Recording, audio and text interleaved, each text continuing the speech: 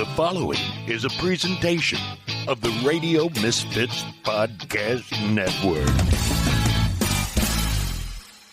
From the birthplace of modern winemaking, Sonoma, California, welcome to The Winemakers. Local experts Sam Couturi, Bart Hansen, and Brian Casey invite you to listen in as they discuss all facets of winemaking. So sit back, pour yourself a glass, and let's hear what the guys have to say this week. Brian, you fix that problem. Glug, glug, glug, glug, glug, glug, glug, glug, glug, glug. Ah. Better than the real thing. We're already drinking, so we had to fudge a taste. Tasting. We're already tasting. At least we already have full glasses. Right. So we're drinking Chardonnay, and I wanted to ask where this vineyard is. I know it's Bennett Valley, but where is it? Wait a minute. Hold on a second. I want to know. Rancho Simpatico. Yeah, but where is that? Bennett Valley, technically? Shares a fence line with Matanzas Creek. Okay. Planted at the same time as Matanzas. North side or south side of Matanzas? Same side. Oh, because that's Bennett Valley Road is such a nightmare for directions. Yeah, no, it would be. Okay. Sonoma, let's It is on- Santa Rosa it side is or Sonoma side? It's away from the fire station. Santa Rosa. Santa Rosa. Okay. Santa Rosa Rosa side. yeah. okay. I know what you're talking about. Cool. I was just wondering if Yeah, it was it's- up on the fire station is between it and Matanzas Creek. No. Fire station is on the Sonoma side of Matanzas Creek. Right. Oh, I got you. Simpatico Other Ranch side, is on right. the Santa Rosa side. Well, wait a minute. Is this from the Zanines? Yeah, Luca owns this. Bennett Valley Cellars? Oh, I guess I never put two and two together that that's what they actually called it. Simpatico Ranch. Yeah. So our sons went to school together. Oh, awesome. Wait, Yeah. is that where the Forerunner That's where the Forerunner burned. Forerunner burned? Oh, Yeah. that's very close to the Yeah. fire station. You know that redwood barn there at the gate? The one on the property? Yeah. Yeah. My car almost burned it down one time. Is that right? Fairly recently. Yeah, fairly recently. How'd that happen? That's a very good question. Unextinguished joint. Yeah, that's what Sam says. The police, Slowly the police smoldering and the in fire the- department said that, How very 1970s. Like, said that it was We lit probably the house on fire It was with probably it. rodents. Anyway, yeah, no. Yeah. Rats, roaches, it's always Yeah. something.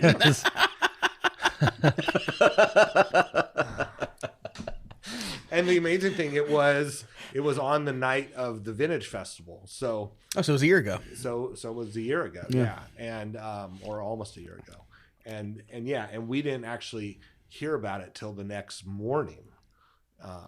When you read it in the newspaper? No, I got this cryptic Saw it on email Nextdoor. I got this cryptic email from the Zanines saying that they were very sorry, but that the car was completely totaled, and I'm like, what? and then Dane sent me this message saying everything's okay. I'll tell you about it later, and I'm like, wait a minute. So anyway, Cool. So that's where the Chardonnay's from. how about that? welcome to the Winemakers. Simpatico. But that's Without not, Danielle here, we're clearly not on our best know. behavior. So it's not the people who own Bennett Valley It is. Cellars. Yes, it it is. is. That's them. Yeah. Oh, okay, cool. Yes. BVC. Because that's the only other winery technically that I know of in that area. It's Matanzas Creek and BVC. And then Right. everything else is just vineyards. But that's just their vineyards. Their wines aren't made there.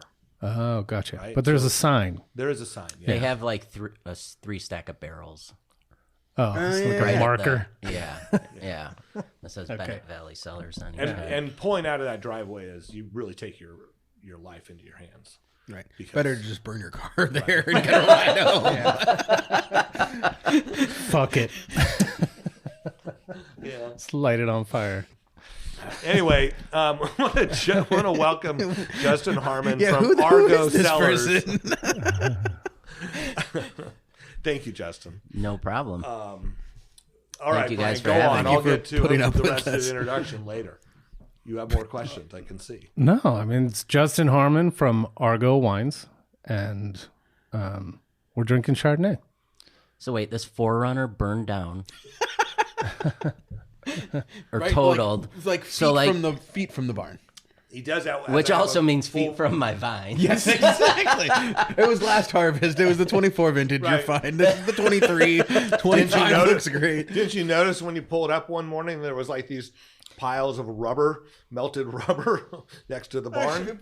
This Chardonnay was probably in by Vintage Festival 2024. Yeah, probably so. Yeah. Probably not. End of September. This is cool. one of the latest vineyards in Sonoma County. The guy across the street has a weather station, Frostwatch Vineyard, Brett Raven. I don't know if you guys know him. I know Brett. Yeah. Amazing human being. And so West Weather, he's always one of the 3 coldest vineyards. You know, they list the 5 coldest and hottest spots. Because just being on the other side of the road, they're even more in the shadow of what peak is that?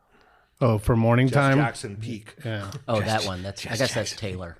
Taylor Mountain. Yeah. But that's like the narrowest part of the valley. And so you only get, because of the hills on both sides, you only get that much sun. Right? Yeah, it's crazy cool there. I famously in my world in 2018, very long, cool vintage, right? Yeah. I was scheduled to pick this the last week of October, and I called the vineyard manager and I was like, you know what? Forecast is perfect. We're never going to have a chance to pick in November again. Can we push this to November 1st? He's like, you're such a pain in the ass. So we picked on November 1st and planted on AXR in the early 70s, sprawl. It's a very, very slow ripening spot. And we're coming in. If we pick over 24, it's a vintage like 15 or 22. So generally we're in the 23s. Yeah. Finish pH on the wines is in the mid 3.3s. It's one of the most fantastic Chardonnay sites, in my opinion. And that's all they have is Chardonnay on that property, yes. Right? Yes, that's right. And so I've been working with this vineyard since 2009. It's my longest vineyard partnership. And the prior owners, the Zanines, the aforementioned Zanines, who sent you the cryptic email about your the Hulk of your car. It was a great forerunner. I believe they bought it in either 12 or 14. And prior to that, it was owned by this couple that had come out from Wisconsin that owned a cheese shop. True story. Wait, the cheese shop was here in Sonoma, or they owned one in Wisconsin? Yes. Okay. Yeah, and they planted it at the same time as Matanzas, and his name was Wells. And Wells Guthrie. No, not him. And I remember asking him, I was like, what year was this planted? Or I first asked him, I was like, where'd you guys get the budwood? He's like, it was the early 70s. We didn't keep track of stuff like that. And I was like, what year was it planted? It was the early 70s. We didn't keep track of stuff like that. So the Benzigers got a big chunk of that fruit for a number of years. And Wells's daughter was an intern one time at Benziger, and I was trying to remember their name, but the only name was their last name, but it came with Guthrie, which is obviously wrong. But no, you know what? Their last name was Wells. Okay, that makes more sense. Yes, it's more of a last name. Yeah. At any rate, I mean, that vineyard's been there. It's been there for a very long time. Yeah. 40-plus-year-old vines, 50-plus-year-old vines. I mean, Matanzas would have been around in the early 80s, probably started, right? When Ramey and Ramey and Zelma there? Was it Zelma? Yeah. Doesn't have to look, but yeah, I mean, that would make sense. We're really killing it with the background information today. And preceded Mary Edwards. Or no, that's what it was. It was maybe Mary Edwards and Ramey worked there. I think that's right. Yeah, because Zelma was Simi all the way. Yeah. And to the best of my knowledge, David Ramey got a lot of the Simpatico fruit for a very long time. Oh, okay. Yeah. And Celium took a bunch of the Robert Young clone for their stainless or their no oak program, whatever it's called. Yeah. But I've absolutely adored working with the fruit, and like I said, So how did you come into the fruit? Like, was it something you tasted that made you pursue it, or did it just? It was sort of the spec. So this is a nice segue to my history. So I come to... Someone's running the show. Thank God. I got to be out of here in 45 minutes now. He's got fruit coming in. Right, I got fruit coming in. Finally joining that sparkling craze. I come at all of this as just someone who absolutely adores wine. Didn't grow up with it. I know, to the best of my knowledge, there was one bottle of wine in our house growing up. My parents had been out here before my brother was born in 1973, brought back a bottle of Robert Mondavi with them, and it lived in our basement. I'm from Chicago. Lived in our basement on a shelf, and we all knew that was the bottle of wine Mom and Dad brought back from California. Were they beer drinkers, or were they liquor drinkers, or was it kind of a no drink? Well, I mean, Irish Catholic, so a history of drinking in the family, which probably kept my parents from being much of drinkers. Right. My mom barely ever drank. She was a smoker. And my dad, good for maybe 2 beers on a Saturday night. Right. Yeah. And so, there was this bottle and like wine, fancy. No one in my family. Right. And so I remember when they took the bottle with them to a New Year's Eve dinner at their friend's house. It's probably in the mid to late 80s. And we were all excited, and they'd had it for a long time, so it was going to be good because all aged wine is great. And I remember the next morning they came home. We were like, how was the wine? Probably 7 or 8 years old. And they were like, it was terrible. Probably cooked, vinegar, just sitting upright on a shelf. The cork disintegrated when they tried to pull it out. Right next to the stack of board games. Parker Brothers board games. Actually working as a book bookend there. And I mean, I'm not kidding you. That was the first and last bottle of wine in our house until I started getting into wine in my early 20s. And I sort of came to wine. I hated beer. Like when I was in high school and college, and everyone was, when I was in college, it was the era of 40s. Oh my God, it's just so bad. Like Snoop Dogg and Dr. Dre had made 40s. A fridge full of 40s was. Wait a minute, in college where? I went to school in University of Pennsylvania in Philadelphia. Were people taping them to their hands? Did you ever do Edward 40 hands? I never did it, but you would tape a 40 to your hand, or maybe 2, and you couldn't take them off, right? And you were like, had those 42 hands were 40s for the rest of the night, or however that's long. awful. It was awful. Not something. Don't children listen at home. 80 ounces of malt liquor. 80 ounces of malt liquor. As it warms on top up. of which the last 35 are flat and warm. So no, I wonder why I hated beer. Yeah. Edward 40 hands. What a thing. Good thing we've all grown up. Yeah, well, Some a little of us. bit. So we could do that with Magnum sometimes. Ooh, Edward Magnum hands. that could be a pretty Maybe sore elbows in the morning.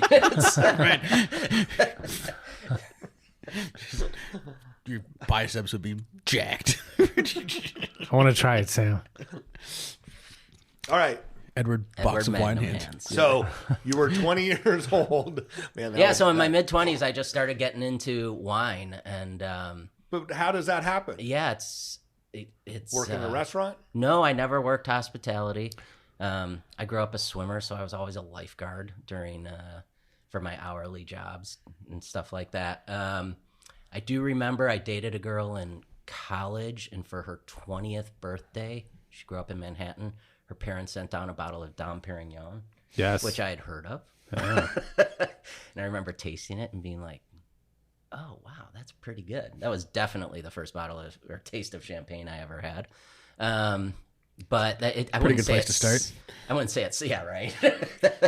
Sorry. I wouldn't say it stuck. But then a couple years later, I remember going out on a date with a gal, and she brought, I think it was a bottle of Rodney Strong, and it was in a picnic basket, and like we shared it, and I was like, oh, you can actually like drink something with someone rather than walking up to a bar, everyone order their own thing and proceed to just have their own personal experiences with whatever crappy macro beer we were buying on Southport Avenue in Chicago by the pitcher. Do you remember the girl's name? Really doesn't like beer.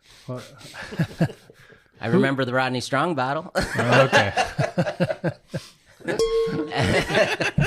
And so it was really very humble beginnings, just like that. And Chicago was this incredibly fertile place to be able to get exposed to a lot of great wine. There was a wine shop there called Sam's Wine and Spirits, which is no longer, it's gone. It got bought by Binny's, which is the 800-pound gorilla in the area. But I was going to say, well, I've been to that wine shop. It was huge. It was, I say all the time, the size of a Target. Oh, okay. And similar, like 25-foot ceilings and incredible staff, very well educated, always on the floor looking to help you. And, 25 years old, I could roll in there and buy a $7 Côte de Rhône or something like that. And I would go to all the walk-around tastings. I'd go to when winemakers would come into town and present their wines, I would go to all those. So I got some great exposure to wines that were way beyond my price point.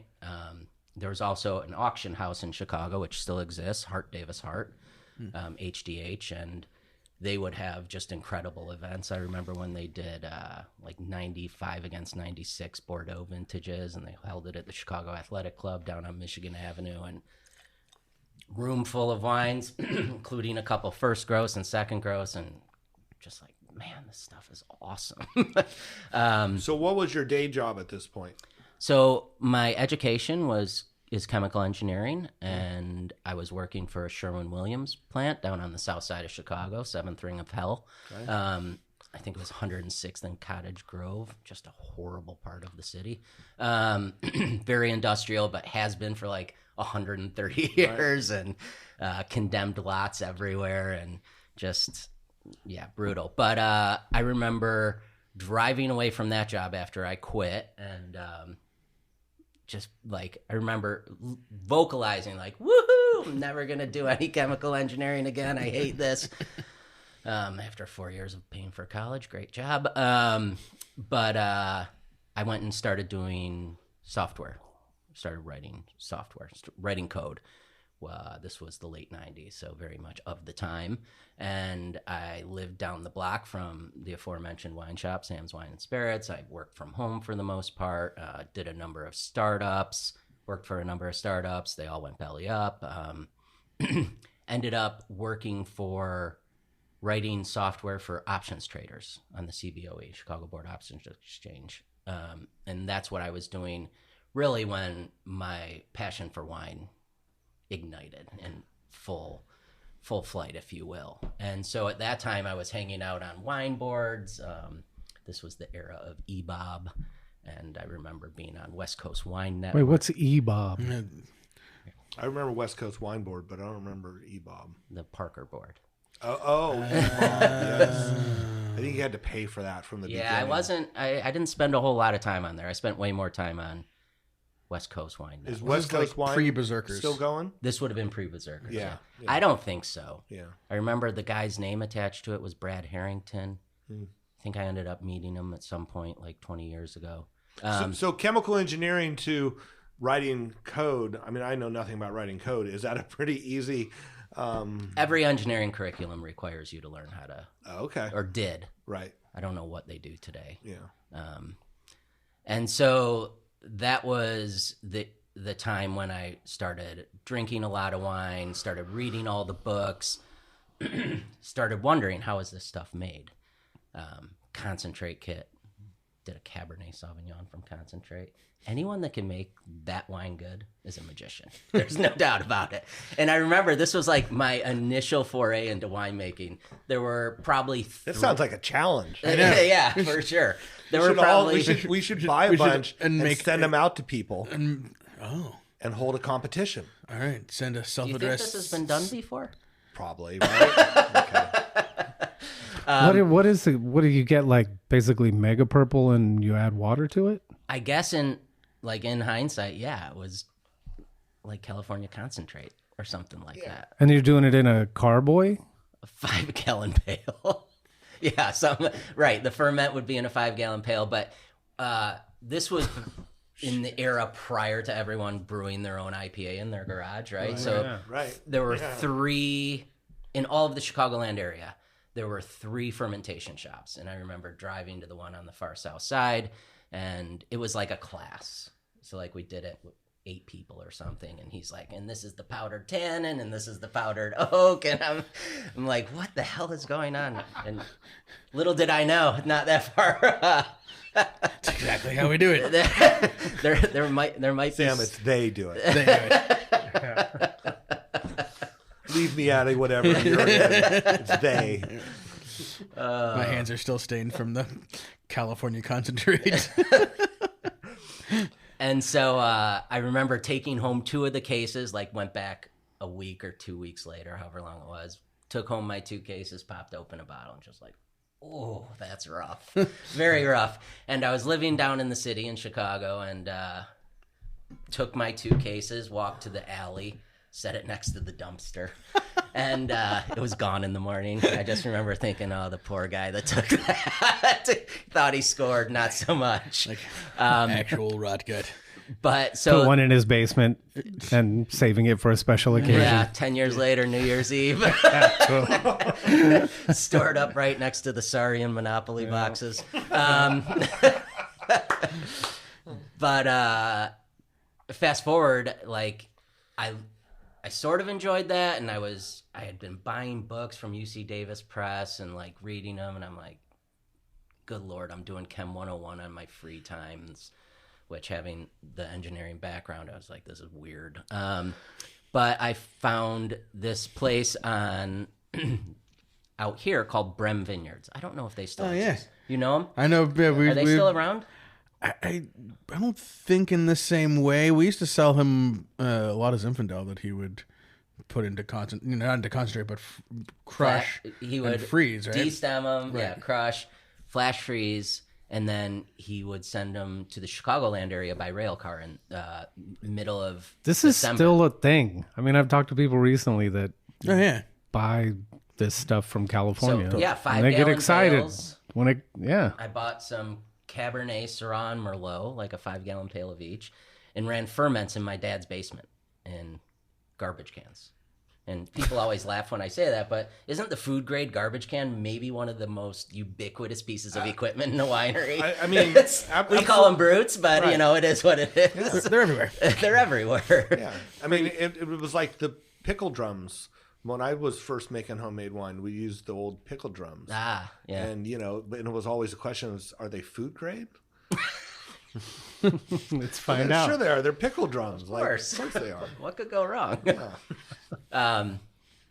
And I remember doing that whole thing, which, pitching the yeast and pressing through the nylon bag and going into carboy, and the wines had great color, but really reduced, and I didn't have barrel or anything. And but I remember the day after I pitched the yeast, I did not live at home, but I was doing this in my father's house, and he called me at 6 a.m. My phone rings. He's like, what the hell is going on in the basement right now? I was like, what do you mean? He's like, I opened the door and it nearly knocked me over. And so like, I had no idea what CO2, how much CO2 is produced by fermentation, and like what a good old lung full of CO2 can do to you. Like, And in the basement, right? There's nowhere for it to go. except up the stairs to where the door is closed. And I always say, thank God my dad didn't have pets. That could have been pretty ugly. And so I ended up like taping hefty bags around the top of the brutes and venting them out the dryer vent until it was dry. And that all turned out. That was fun. And fast forward like 15 years, my brother owned the house, and he called me one day. He's like, hey, just so you know, those carboys that were in the back room in the basement, I threw them away last week. Oh, well, that's fine. I've got stacks and stacks of case goods in the warehouse. Exactly. And so that was very much my initial foray into making wine, and that absolutely lit a fire in me. Like, I thought it might scratch an itch, and I'd be like, oh, that was fun. Quite the contrary. So getting back to West Coast Wine Network, I see this post on the board one day saying, my partner and I are starting a winery, and our Cabernet grapes are coming in a week early, and all the people that are supposed to come into town to help us aren't going to be here until next week. If anyone is around and you want to see, the production side of things, shoot me a direct message. And so I did, and I hopped on a plane and I came out here. My sister was living in San Francisco at the time. I took her car, drove up to Sebastopol to the old Greg and Greg facility, which became Owl Ridge. Right. And I spent the day sorting grapes with Russell Bevan and Victoria de Crescenzo, and that ended up being their first wine for the Bevan Cellars later. Yeah, what year is this? 05. Yeah, and so I remember talking to my boss. I'm like, hey, I'm going to go out to California for a couple days. Why? And he knew I was getting into wine. I was like, I'm going to go sort some grapes and see the production side of things. He's like, all right. And so I came back a couple days later, and I remember he walked up to my desk. He's like, so how was California? Which in Chicago, a lot of people say that with a sneer. And I could tell he was just like, let down. I was like, no, it was awesome. It was so awesome. So how did the fruit look? I mean, I had no context. He doesn't listen. Right? He doesn't listen. It's okay. You can say it looked like crap. Oh, yeah. No, I'm teasing. I think it was, it would have been Showkit Vineyard. Pretty Showkit Cabernet. Probably looked pretty good. Yeah. But like I said, I had no idea. And I had so, no idea what I was looking at. Right. And so all you did was just sorted fruit, or did they show you a little bit behind the velvet curtain at that point? What velvet curtain? You know what I mean. No, I mean... You saw fermentations, you saw all that, or was it like... When you got to see shit that you probably wanted in your basement. Probably, yeah. Presses. Like a sorting table. So like... well, that's what I'm wondering. Like, so one thing, there was no Barrels. sorting table. I don't know if it was broken, but like I guess we were cluster sorting out of lugs. Oh, it was like FYBs or something. But it wasn't FYBs, I don't think. It's hard to remember. This was a long time ago. A lot of glasses of wine. Yeah. All the years combined. It'd be better if you drank beer all this time, because it helps retain those memories. I think it was more...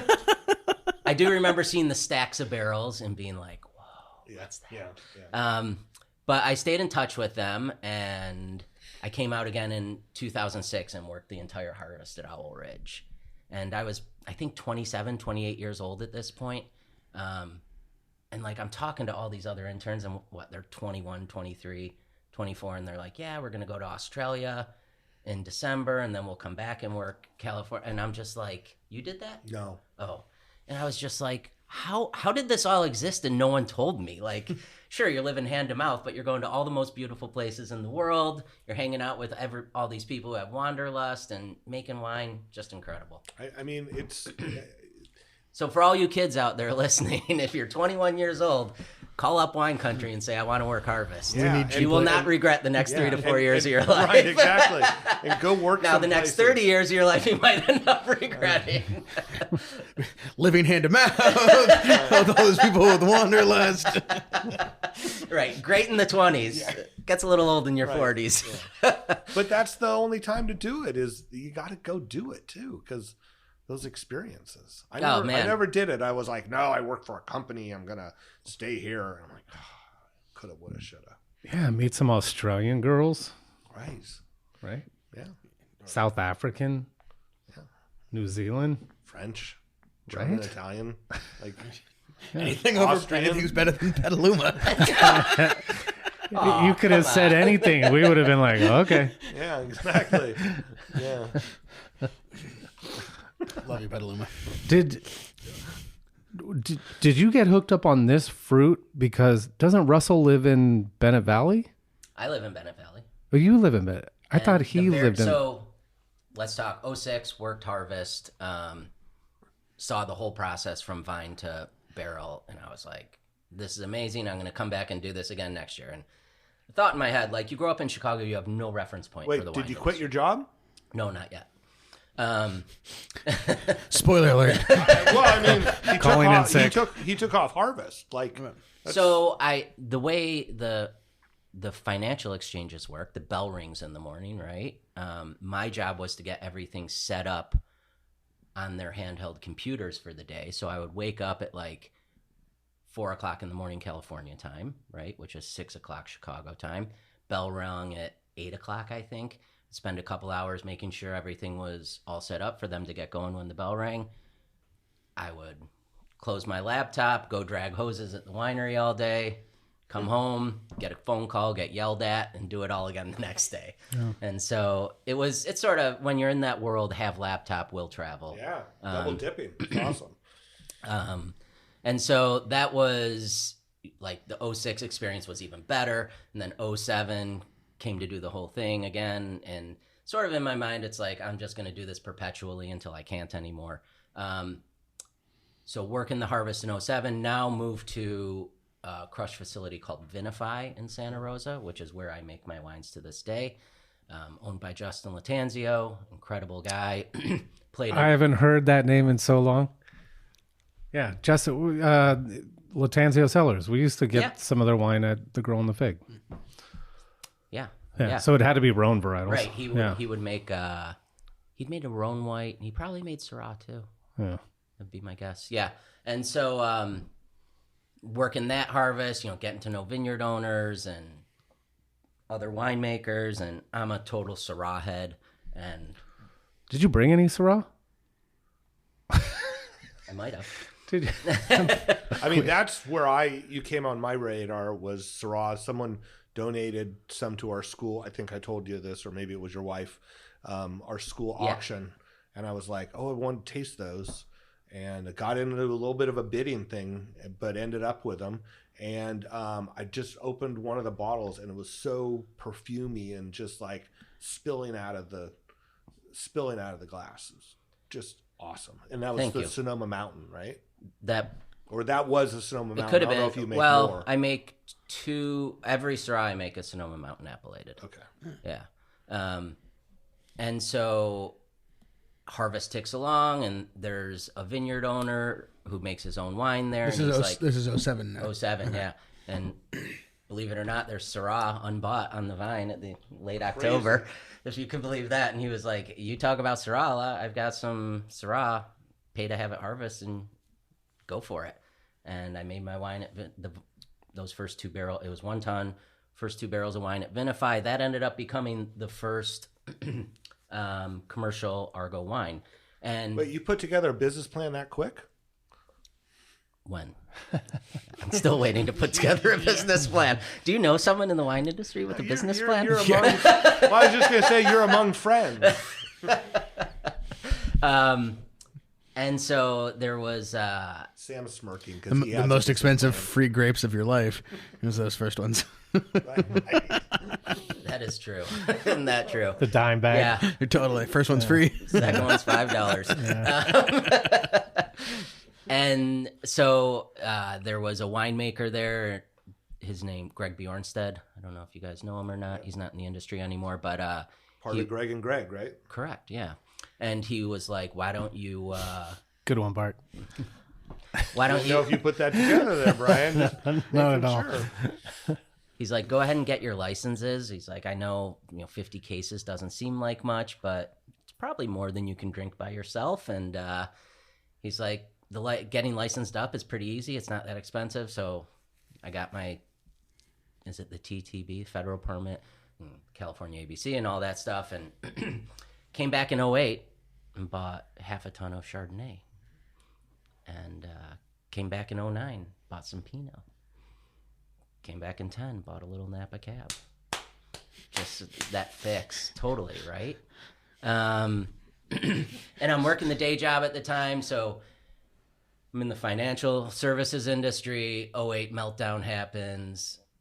The tail on that was a little long for my guys, but they closed up shop, I think in 11. And I was like, well, I'm just going to push my chips in the middle and move out to California and make a go at this. And that's what I did. I sent my 09 wines to Wine Spectator, got a 91-point score, which some distributors in Oklahoma saw that, and they called me up and said, hey, do you want to sell wine in Oklahoma? He wrote this big, long email, like, pitching Oklahoma. Which who in the wine industry is like, no, you can't sell my wine. Right. Not in Oklahoma. And so that was my first distribution partnership, and it allowed me to see a potential path of commercial viability. And at that time, everyone was like, DTC, DTC, DTC. Don't work with distributors. They're going to steal your money, blah, blah. And I was like, so you're going to give me a check, take half a pallet, go sell it, and I can come hang out with you for a couple of days, help you sell it, and we'll do it all again next year? And they were like, yeah. I was like, this distribution thing isn't so bad. To this day, I'm still with those folks. Thirst Wine Merchants in Oklahoma, Alex Kroblin, awesome people. And Tulsa is one of my favorite cities in America. And I had never set foot in Oklahoma prior to selling wine. And how many other states are you in? So we're in 17 markets. So we've no employees. It's just Beth and I, my wife, who I have failed to mention up to this point. Love you, babe. We talked about a lot before the show. Before what Mike's warmed up. There's a lot of chat about that. Mavericks, Beth, we talked about how we probably should have invited you, and so we apologize about that. Instead of, or including. Instead of. Okay. Yeah, definitely. I was never that part of the Definitely. It's no employees. So I've always viewed the haircut you take through distribution as sort of this pseudo payroll. And it's worked out great, and get to go really all over the world selling wine. Last summer we went to Denmark and the UK. Denmark's been a fantastic place for us to sell wine. The whole Greenland thing has put a kink in those plans over the past year. But there's so many other stupid things to remember. I forgot about the Greenland thing. So it's funny you say that. We went there last summer, and we had these longtime fans of ours host us for lunch, and they were awesome. And they're like, we're coming to California next year. Can we come to your tasting room? Which we do have a tasting room. Look on our website if you want to come see us. Beth will host you. But so we're sitting down chatting, and they start talking about Greenland. And to your point, I had completely forgotten. Right. It's like, the nightclub's full. In order for something new to enter, something has to leave. So they start that line stolen. They start talking about Greenland and how our president never takes into account people's feelings, and I'm like, the Greenland thing. Greenland thing is a thing. And that was Denmark, is it? Oh, jeez. So anyway, it's, wine has taken us around the world. It got me out of Chicago, which every upper Midwest boy will tell you. They dream of coming to California, particularly in February. Here's looking at you, Kevin Burns. And, it's, I met my wife in the first week of harvest 2011. So 2011 was a seminal year, moving out here full time and really making a go at it. Yeah, what'd you do at first? Did you just get an apartment? Yeah, I know. Right? Yeah, those wines have been awesome, though. Well, no, 100%. Yeah, tough during, but far as like one of the best age-worthy vintages of the last 25 years. And the press was so bad about that vintage. And those wines have just continued to go from strength to strength in the cellar. And that year, I had expanded my reach in Pinot. I started knocking on a bunch of doors. I wanted to make more Pinot. And, it's amazing once you start calling people who has fruit available, right? Everybody. And I worked with Sarah Lee at Sarah Lee's Vineyard, which was really cool. Great woman. Such a shame that she's no longer with us. And I worked with Wayfarer up at Fort Ross Seaview. Mm-hmm. I did that for 5 years. I probably went through like 4 sets of tires driving up there so far. Good fruit, though. Good fruit. It comes in early, too. So in a year like 2011, it's comes in early, comes in ripe. So comes in before that early October rainstorm. Yeah, that was brutal. I had all my Pinot off the vine by that point. And then also that was the first year I worked with Sonoma Mountain Pinot. And so at this point, Argot is 50% Sonoma fruit, 50% Napa Cab. And of the Sonoma fruit, every vineyard we work with is in Bennett Valley, Sonoma Mountain. And except for one, we work with one Russian River, Sebastopol Hills Vineyard, Kanzler Vineyard. Friend of the pod. Friend of the pod. What's that? Friends of the pod. We've had them on. Oh, the have you had show. Alex and Yep. Brian? Yep. Excellent. Sweet. Yeah, so I've worked... And so what are the two Syrah vineyards? So they're right next to each other up on Sonoma Mountain Road at 1,100 feet, Steiner Vineyard, and then the vineyard next door called Equinox Oak. And I've been working up there since 2011, and incredible place to grow anything, quite frankly. Steiner Vineyard is owned by Nate and Lauren Belden, Belden Barnes. I've been their winemaker since the 2012 vintage, and that played a huge role in keeping the lights on. Oh shit! It's one of those moments where like you back away from the windscreen. Right. So, next to Barbara's house. Right. Okay. Yeah. So I have had Sauvignon Blanc made by you. Gruner. Was it Gruner? Both. Yeah. I think it was Sauvignon Blanc. Outstanding Gruner. Yeah. Yeah, that Gruner turns out nice. At least the times I've tasted it, I can't say that I... I'm glad you liked it. Yeah, Yeah. yeah. And it took us, so 12 would have been the first year we made it. There's no comp up here for Gruner. Going by a bottle of Brundelmeyer and Pickler, and that's not exactly the same, right? I mean, how much Gruner is in California? Yeah, it's not much. More now. Man, More in the last 5 years than there. So I know ever was, when but Nate yeah. planted the Gruner, which Nate always split the block with Mike Officer. Right. And so that was the Carlisle Gruner was from Steiner as well. He was the only Gruner in Sonoma County. I don't know if that's still the case or not, but Probably. my point was like everything up there grows well. Over at Steiner, he has. So, so this is really interesting. So, is there any original plantings from Steiner, From Dave? from Dave? I don't believe so. Okay. The oldest vines on the vineyard are 667 Pinot. So Nate ripped everything out and replanted it in like 06, 07, So maybe 07, 08. But except for one block, but I don't think Dave planted it. But So like Kenwood used to get that way back in the day. And one of my first experiences where I identified a flavor from a wine was they'd done, for some reason, probably the reason why they bottled it by itself, but it was Steiner Cabernet. And it was so much the green beans, like Jolly Green giant green beans. And if you think about it, that was probably, 1982 or 83. 83, terrible, wet, cold vintage. Right. And then, the farming at the time and stuff. And Right. that's why there's not a lot of Cabernet up in that area anymore. But now, who knows? Well, I mean, it's just down the street from Laurel Glen. But yeah, totally different farming. Right. also Sonoma Mountain And, is and aspect. Like totally different right, aspect. totally than different Laurel Glen. aspect, and definitely has more coast vibes on that side of Sonoma Mountain than valley vibes. And Or even mountain farming vibes. When you get over that, around that corner and you're on that hairpin, that northern facing. Yeah. You're right. It's the coast. It's not. You're not experiencing like Mayacamas Mountain weather patterns anymore. yeah, that's right. No, you're really experiencing Petaluma Gap weather patterns, Right. Yeah. And so, like, we were talking about how late of a ripening vineyard Simpatico is and how cool it is down on the valley floor.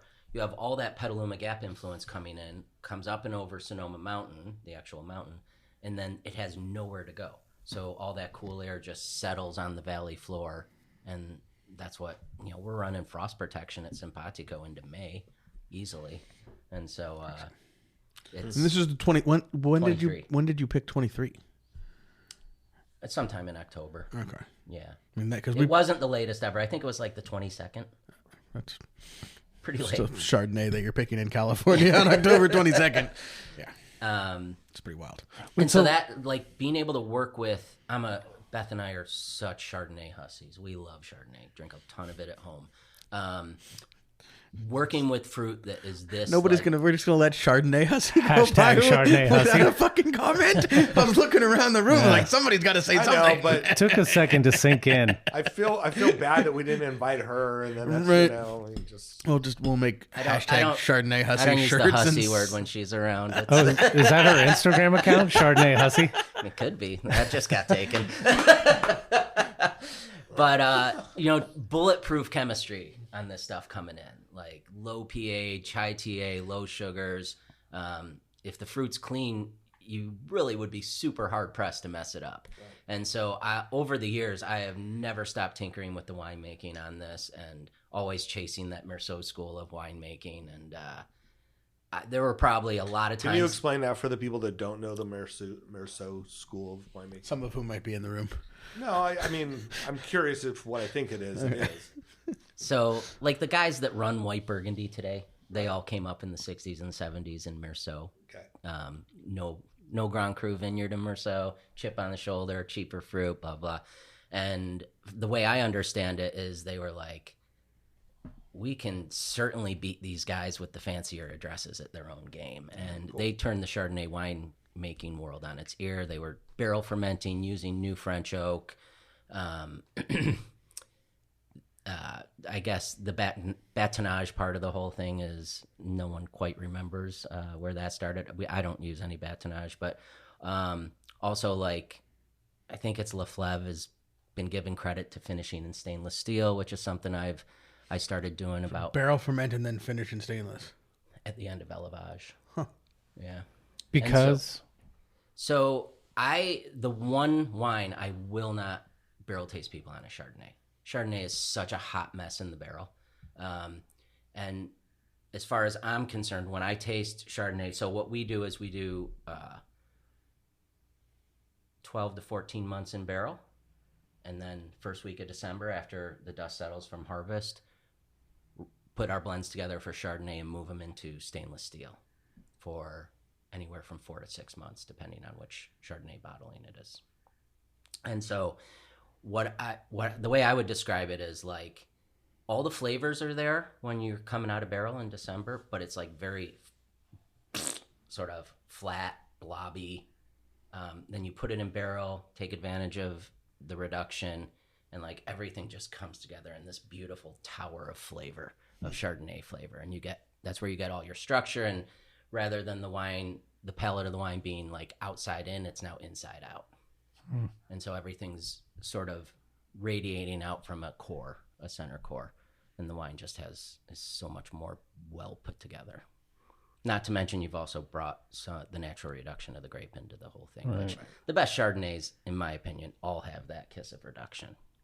It's interesting. I share space with Jamie Kutch, and Jamie talks about that same exact thing, like that little bit of reduction and how to harness it, how to lock it in, how to, and he does the same thing in barrels. Finishes in steel. And then into steel, and, and it sits in steel for a long time. Pretty long time. You need to get the benefits. Right.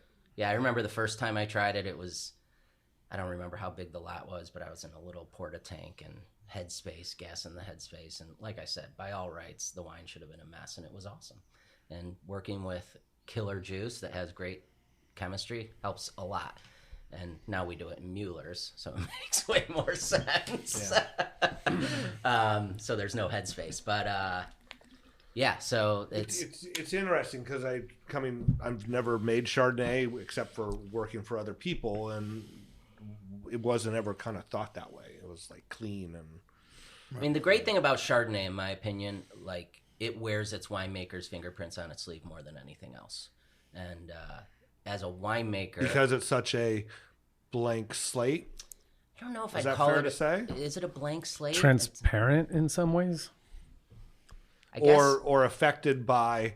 Affected by I think is a little more accurate. By the hands of the winemaker. Yeah, I think that's like right. You make big impressions. And there's also no other grape like it. I mean, to be able to divine all that personality out of juice, rather than fermenting on the lees, is pretty incredible. Yeah.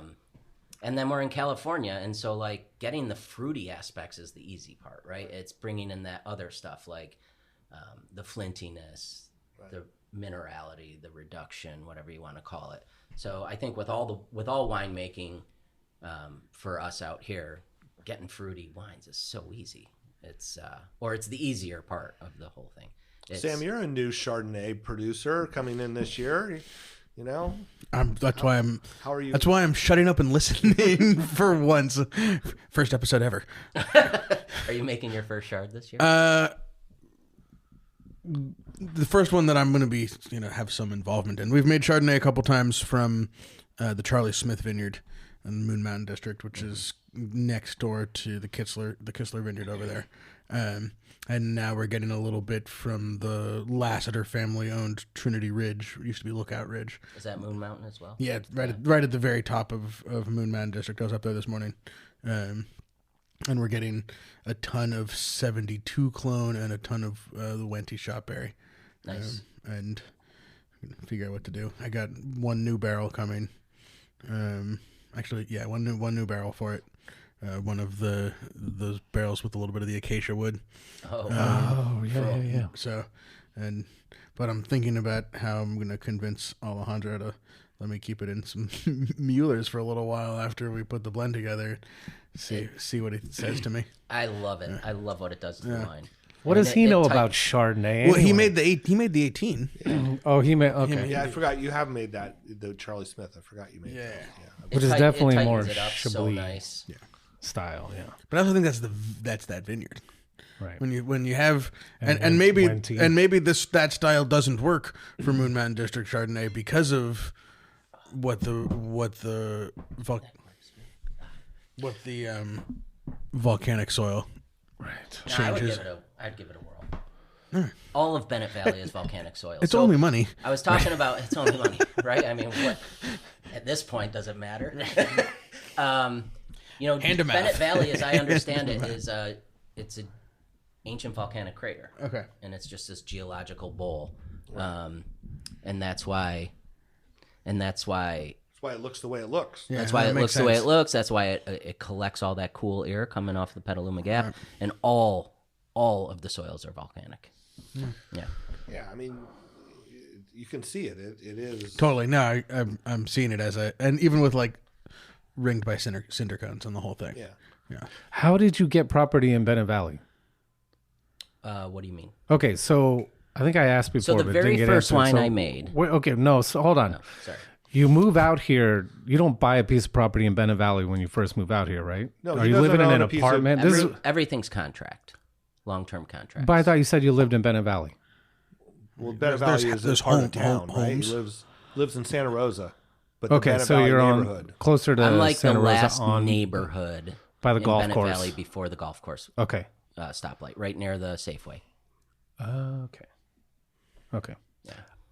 I want to buy a piece of property in Bennett Valley. It's like my freaking dream. I got numbers on the I've heard Powerball. There's tomorrow. There's $1 billion, right?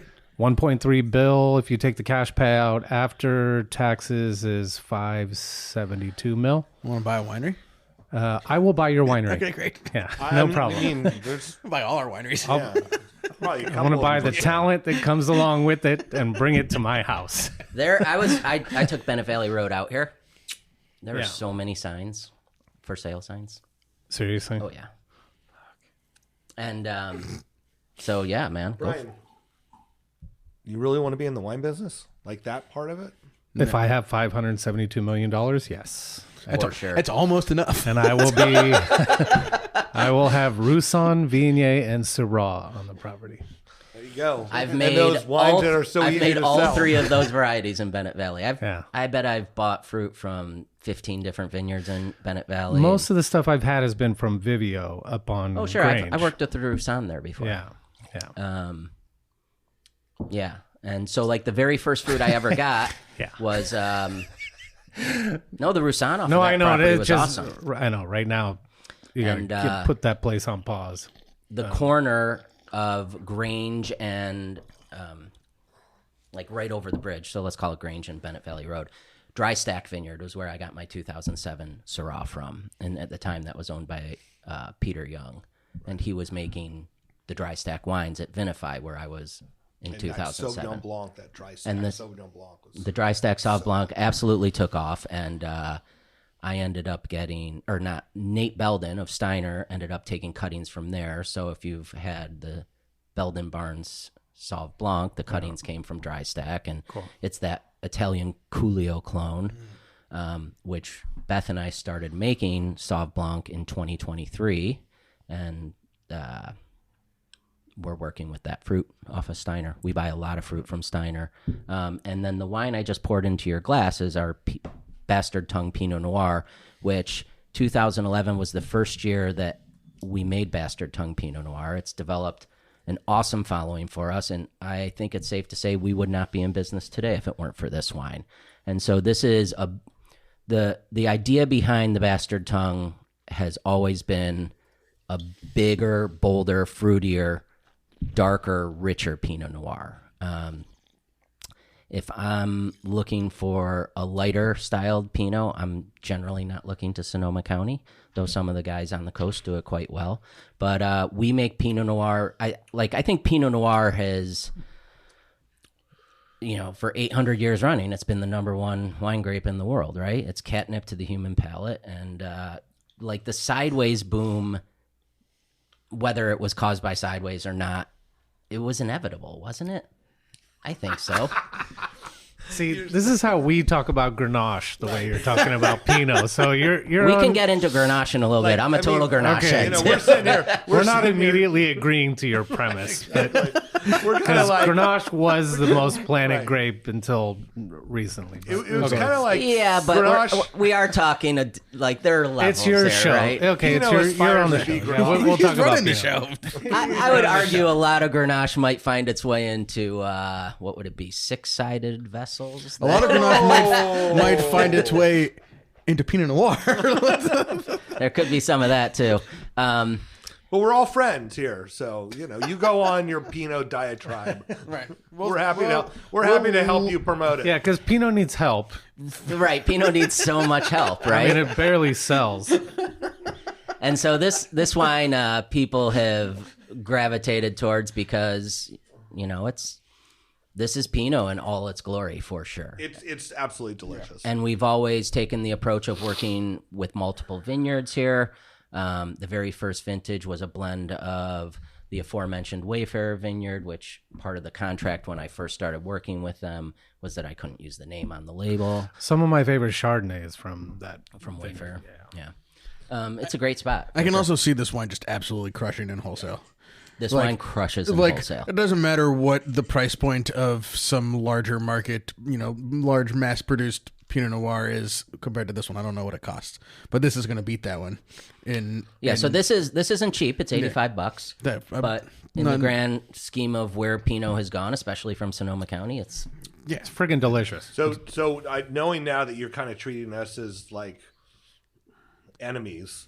Frenemies. Frenemies. Hold on. Hostile witness. Hostile witnesses. That's what I I'm going for. am a Grenache freak. No.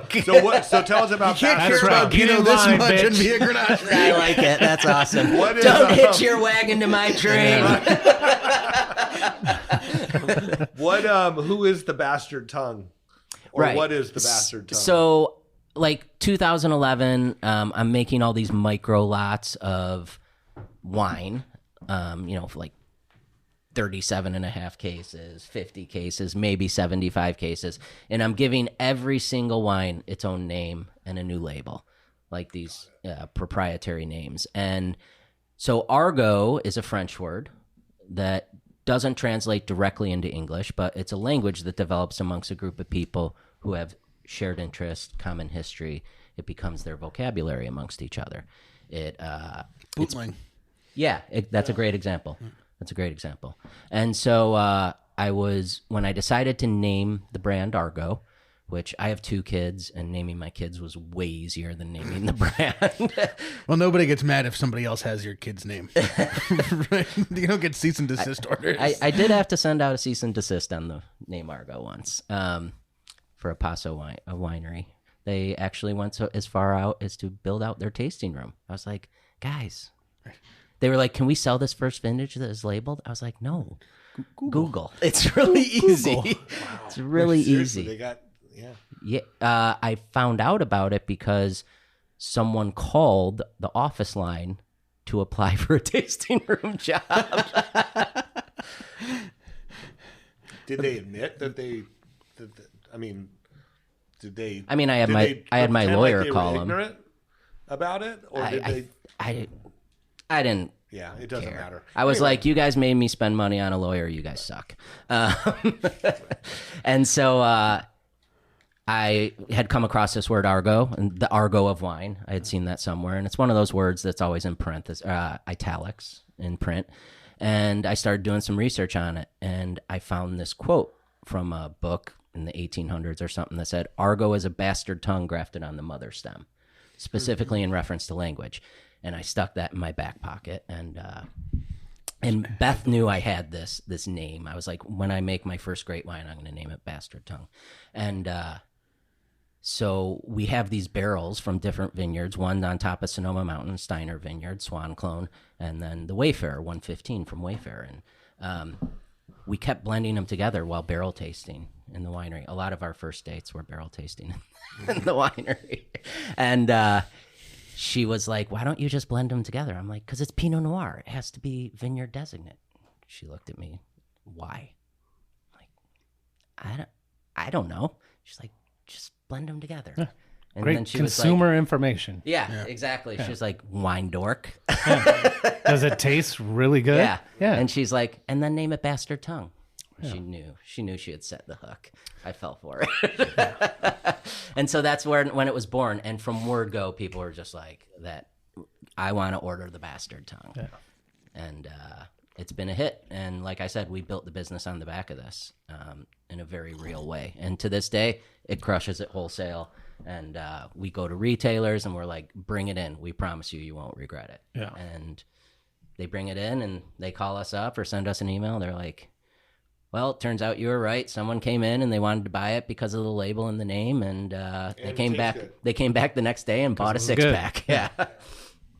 Where does that subtle chalkiness come from on the Chard? I think it's the terroir, the soils. I really do. What you get after it? Sorry, I'm still talking. I know the Chardonnays. We didn't after it warmed up a little bit. Yeah, freaking great. Chardonnay's really good. Yeah, that vineyard carries such a distinct terroir stamp, and yeah, like I said, I've been working with it since 2009, and I remember talking to someone being like, my ideal Chardonnay vineyard would be Wente clone from a cold spot, old vines. Like, I always loved the Lorenzo bottlings. I thought those wines, anyone that made Lorenzo, great wine. And I think it was Peter Young, the owner of Dry Stack at the time, was like, go talk to the Welleses. That's what they have. And so I went and I talked to him. I wish I could remember his first name now. But anyway, and I talked to him, and that was when I was like, where'd you guys get the cuttings? He patted me on the head. He's like, that's cute. We didn't pay attention to that in the 70s. Yeah. I mean, it probably was Wente clone. There wasn't a whole lot of other... It's definitely shot Wente. Right. Yeah. Like, there's no mistake in just that. Looking at it. And then, what year was it planted? He's like, we were stoned. I don't know. Well, the reason I was asking about Russell being in Bennett Valley is because when I was at the Girl in the Fig, this guy, John Westerhold, walked in one day. John is a good friend. He's right above Vivio. Okay, so John walked in and he had this Syrah, and he's like, I don't know shit about selling wine. Yeah. My wife and I bought this piece of property. There was grapes on the property. We didn't know what to do. So my wife said, go next door and talk to the neighbor. He has grapes. Why don't you ask him what he does? So he went to his neighbor, knocked on the door. Was that Joe Vivio? It was Russell Bevan. Oh, okay. And so he said, can you help us? And he said, yeah, I'll help you make the wine. So he had this Syrah that we were buying for $120 a case from Bennett Valley. I ran it for years because it was freaking amazing. But Are you the wine buyer at Girl in the Fig? I was for a while. Not anymore. Because we ran our Appalachian Syrah there by the glass for a pretty long time. Yeah, this was a while ago, 8 years ago, 9 years ago, something like that. Got it. But I was like, how great is that if you go knock on the neighbor's door and you have a guy who's making 100-point wines is your neighbor? And yeah, in 2006 when I worked with Russell, we harvested John's fruit for the first time. Yeah. And we didn't have a crew. We all went out there and picked it. Yeah. And the bee damage was just so massive at that point in the year. Red Car had been getting the wine, the fruit prior, which they used to be all over Bennett Valley. I think Vivio was a they were doing Roussan and Syrah, I think. Oh right, they did a Roussan, the Pearl. They had such great labels. They were fun. The they were Knockout a lot of fun. and all those. Yeah, those wines were a lot of fun, and they were all over Bennett Valley for sure. And Pax was all over Bennett Valley. In his last incarnation, he used to buy from Dry Stack. Yeah, I've loved being in Bennett Valley. I think the fruit is fantastic. It's a bit of a hidden gem of Sonoma County, and the way it sits between the valley and the coast is, I think, unique unto itself. It's actually in Sonoma Valley, but it has... Can we talk about that for a second, actually? Let's hear it. Because I think Verite even does a cab from Bennett Valley. I know they get... So Jackson Park, which you mentioned earlier, up on top of Crane Canyon, Grange Road.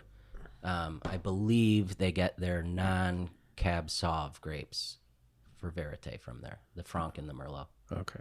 And Bennett Valley has this great history of Merlot, Matanzas Creek most notably. Right. And then there was a bunch of Cabernet Sauvignon. Joe Swan planted a bunch at Steiner with Dave. Right. Got ripe every 10 years. I think, when it was good, it was good. So Bennett, it is technically in the Sonoma Valley appellation. But the water doesn't run. Right, but the water doesn't run to Sonoma Creek, right? That was The water runs to Russian River watershed. It does. Okay. Because it hits Santa Rosa Creek somewhere along the way. Okay. Yeah, Heading Matanzas sort of- Creek goes into Santa Rosa Creek. Yeah. Sort of heading So that's northwest. Yeah, I mean, and I've always Yeah, I wondered, think that's like, right. how is it that Bennett Valley ended up in Sonoma Valley?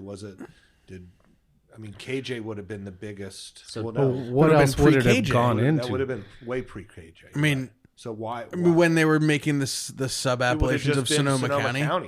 Yeah, it would have been just Sonoma County. Yeah. Nothing else. But there was at some point Pre Petaluma Gap, pre Russian River appellation. I mean, right. Would it have been pre-Russian River? Maybe around that time. As I understand it, Jess Jackson was the impetus behind Bennett Valley becoming an AVA. And it's when he bought Matanzas Creek that he made that push and submitted the documents to the feds But and all that. to make it a sub appellation, Right. was it already? But it was already part of the Sonoma Valley appellation by then, wasn't it? Oh, yeah, I guess it would have been. That's right.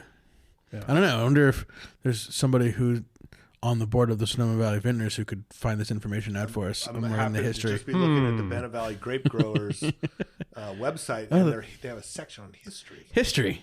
Let's Look at all this see what it background says. information we did live on air. Yeah, because you could look at Matanzas Creek wines going back to 80s, right? And see what's on the label. Yeah. Because who else was making wine from grapes from Bennett Valley back in what 70s, 80s? There really, to this day, there aren't any wineries in Bennett Valley. I mean, Yeah. Matanzas Creek has a production facility. To the best of my knowledge, it's shuttered. Correct. And that's it, right? But that's what makes it so great, though. That's why I love that area. Matanzas is Creek because was in 77. 2003, Bennett Valley is formally recognized as an AVA. But no mention of Sonoma Valley. So it could have, yeah. I think it just Sonoma has to Valley do with was Bennett like Valley early Road 80s, and right? Warm Springs Road is because you've got all those other vineyards through there, and then it just kind of is a continuation I of think that's right. Bennett Valley Road, and you just kind of spill out Right. into this valley. Well, how long has Sonoma Mountain been in AVA? so, 70s? Probably a No, bit no, longer, no. right? Probably in the 90s, late 80s maybe. So like Laurel Glen was just making Sonoma Valley Sonoma wine, Valley Cabernet. and Benzinger. It was all it's just all Sonoma Valley. Yeah. Well, Benziger, it was called, when the Benzigers were there, it was Well, what about Sonoma Jack London? Mountain. Jack London. Jack London was always Sonoma Mountain. It was also Like, when at Kentwood. Fact check myself on that. It's a great little Riveting area video. with a great story that hasn't really been bastardized by marketing, for lack of a better term. Yeah. It's still pretty pure. It's just about every vineyard, the owners live on it, Yeah. which is super cool, or that their second homes on it. Yeah. And you got a fire department right there. There's a volunteer fire department right there. And one of the cool things is, so General Bennett, the land grant guy, his vineyard was right next door to Simpatico moving away from Matanzas Creek, so towards Santa Rosa. Okay. And the foundation of his original winery is still on that property. It's a cool little piece of history right there. And that's sort of like open fields there now, right? Or is there a vineyard there? It's Both. Like there is a Chardonnay vineyard, Okay. and then next to it, it's just all pasture. That pasture. Yeah. Right. A lot of horses. Official boundaries for Sonoma Valley wine region were codified into federal law in 1981 as the 8th designated AVA. By 2005, there was 254 wineries and over 65,000 acres under vine. So somebody So in the 80s in Bennett Valley went to the right meeting. Right. Because there was meetings to have. Right. Interesting. And what is it technically? Enterprise Road up there is Bennett Valley or Sonoma Mountain? Sonoma Mountain. Yeah, I mean Enterprise Road hits Bennett Valley Road on the Sonoma Creek side of the watershed, just before you hit the ridge. And you do come down from Bennett Valley. Absolutely. To get to Enterprise. Yeah. Pretty significant. Yeah. I mean, it's like you say, if once you get to the top of the hill there where the road goes off to the right, where the housing development is, that's like, as we were saying, the Calder for the Bennett Valley, right? It's like down there across to where Vivio is, right? Because Vivio's on the other side going up the hill. Up the hill, yeah. Right? Yep. Yeah, that's right. Who owns that property on Bennett Valley Road as you're just starting to get where it thins out heading towards Sonoma, where there's like it's like a pond on the right hand side? It's Big Vineyard. Yeah. Yeah. Yeah, it's so the one before that is Gem Rose. And then next to Gem Rose is I've crossed paths with him a number of times. He'll run grapes during harvest for vineyard management companies. His name's escaping me, but he doesn't have a label or anything like that. And with all that water there, that's So natural? much water right there. It must be. I actually think that just changed hands. It might have. Because now it's been cleaned up. Remember, it was such a mess. And You mean the pond itself? the pond itself. Yeah, there's a problem. I don't know if it's all That's over a the county. mosquito heaven. It's that duckweed. Yeah. Yeah. Is it all over the county? Yeah. I mean, it's really bad. Azalea, something like that. And you got to put bubblers in your pond. Yeah. And Okay, so Sonoma Mountain appellation Came from sub-appell- like home aquariums. was 85. Sonoma Mountain was 85. Yeah. that's pretty old. Yeah. And I wonder So if the like Valley was Sonoma Mountain The Valley pulled, was 81. That was Right. Sonoma Valley was established, and then Sonoma Mountain was 81. And it was probably Patrick Campbell. It was probably Laurel Glen that pushed for, maybe my dad and my uncle would have vague memories of how it went down. that side of Sonoma Mountain's pretty warm. It's very Yeah. valley-esque, Totally. if you will. And then you, like you said, you go around that hairpin turn where the redwood stand is. Right, and you everything hit changes. Vanderkamp Vineyard. Right. And yeah, everything changes. Everything changes. For sure. Foggy, windy, cool. But this bastard tongue Pinot that's in your glass, it's coming from 7 different vineyards, 6 of which are Bennett Valley, Sonoma Mountain. And I've just, again, talking to Rod Berglund, Joseph Swan, he's always been very giving with his knowledge of the area because apparently his father-in-law was all over that mountain. There's this black tea character in the wine that is, I think, so of a place when it comes to Sonoma Mountain.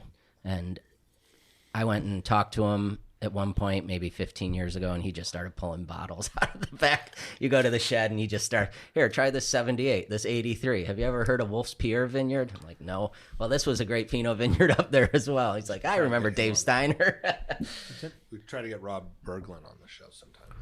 Great dude. What are price point? Is the price of Bennett Valley fruit cheaper than typical Russian River Carnero stuff? I don't know. I have no data points with Carneros. Cheaper, less expensive. Less expensive. Yeah. It's still pricey, and every vineyard we work with, we buy by the acre. So we don't, we paint ourselves into the expensive corner, but we want to be able to dictate farming. And, the way you make a wine like Bastard Tongue when it comes to Pinot is your hectoliters per hectare are going to be pretty low. And part of that's working with Swan Clone, those tiny berries, and part of it is, not overloading the vine with fruit. And we're in there doing multiple drops each year, depending on the area. Year like this, we just did a Great year to drop fruit. great year to drop fruit, and we just did a second pass in our Pinot vineyards before Labor Day. And we generally, it's cooler in this, like we're in a crush facility where in Russian River, so a lot of Russian River fruits coming through, and we're always like a week behind the rush of fruit, which is really nice because we don't have to share the equipment as much with all the Russian River guys. Yeah. And so it runs about a week to 10 days behind Russian River, and we get some nice hang time out there. We get thicker skins, probably because of the winds that kick up over the mountain, especially the hillside and hilltop stuff.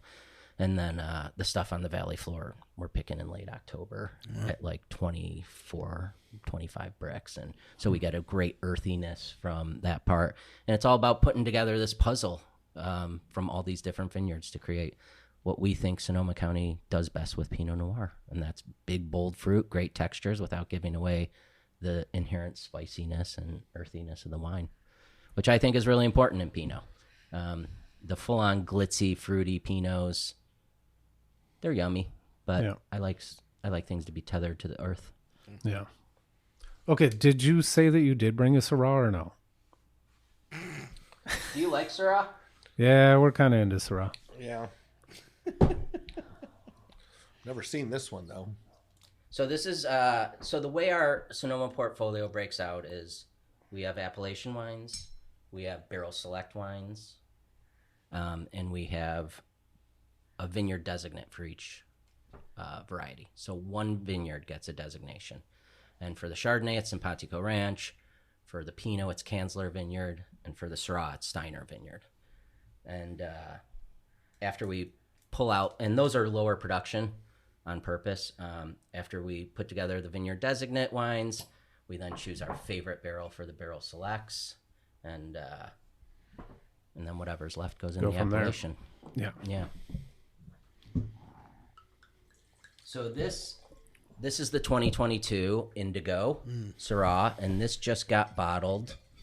I guess it would have been June of this year. So we carry our Syrahs in barrel for 2.5 years, and we've been making neutral, partial. What do you do? All partial barrels. We use multiple formats. We use everything from convertibles. hogsheads to punch-ins to barriques. No half barrels. It all depends on how you cut them. And then depending on the year, we give this a pretty good dollop of new French oak. Depends on the year, 75% or something like that. The larger formats are generally new, and the used barrels will probably be the barriques. And 2022, when we got the heat over Labor Day, our Syrah's going through veraison, usually during Labor Day. And we're generally picking around Halloween each year. So it's goes pretty late into the season. So that Labor Day heat just sort of sped it up a week or two, but didn't really do any damage. Didn't crush it. Yeah. I would say the Syrah in 22 had the easiest go at it. Yeah. Yeah.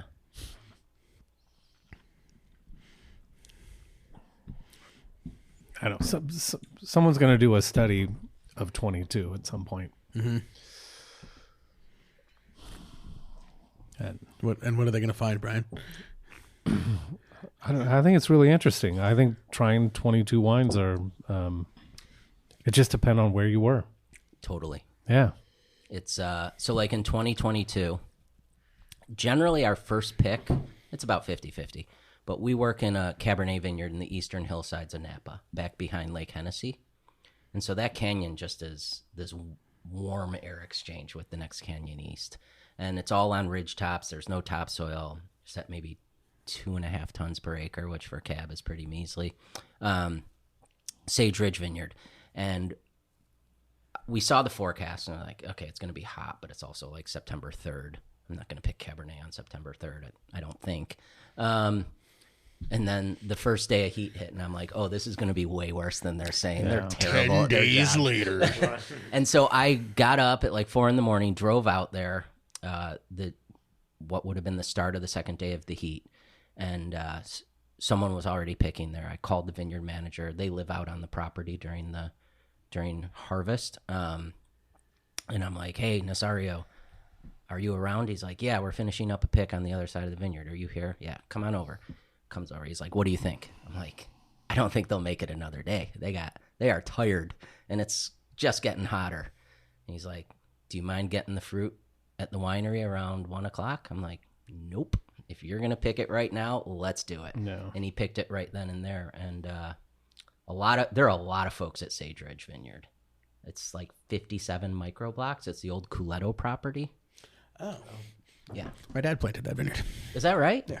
Cool. And so Judy Jordan owns it now. And she's dumped a ton of money into it. She is farming it to the nines. It's an incredible spot.